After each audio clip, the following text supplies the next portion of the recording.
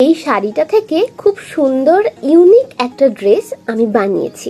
শাড়ির ব্লাউজ পিসটা ছিল একদমই প্লেন, শুধু একটা বর্ডার ছিল। শাড়ির প্লেন পার্ট আর ব্লাউজ পিসটা একসাথেই কেটে নিয়েছি। তারপর শাড়ি থেকে শাড়ির আঁচলটাকে আলাদা করে নিয়েছি।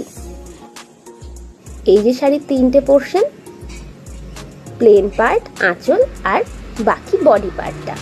তারপর পুরো শাড়িটাকে আয়রন করে নিলাম। বডি মেজারমেন্ট অনুযায়ী কলি কেটে নিয়েছি একটা অন্য কাপড়ে, সেটাকেই ফর্মা হিসেবে ইউজ করে সব কলিগুলো কেটে নিলাম। তারপর আস্তে আস্তে সব কলিগুলো জয়েন্ট করে নিয়েছি। ডিজাইন করা কলিগুলোর মাঝে মাঝে একটা করে প্লেন পার্ট রাখা হয়েছে। জয়েন্ট করার পরে লুকটা এরকম হয়েছে, দুটো আলাদা আলাদা পার্টে জয়েন করা হয়েছে। এরপর ড্রাফটিং অনুযায়ী ফ্রন্ট পার্টটা কেটে নেওয়া হয়েছে। কি দেখে হিজিবিজি মনে হচ্ছে তো? ফাইনাল লুকের জন্য ওয়েট করো। এই হলো আমার সেই সুন্দর কলার পোর্শনটা। এটাকে একটু হাইলাইট করার জন্য বিডস দিয়ে কিছু ওয়ার্ক করেছি।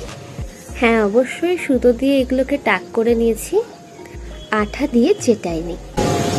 And the final look is पायल के घुंघरू टूटे ओ नाच के मना पिया रे, खन खन चूड़ी खन के रहूं हीर तेरे बन के, तू रांझा में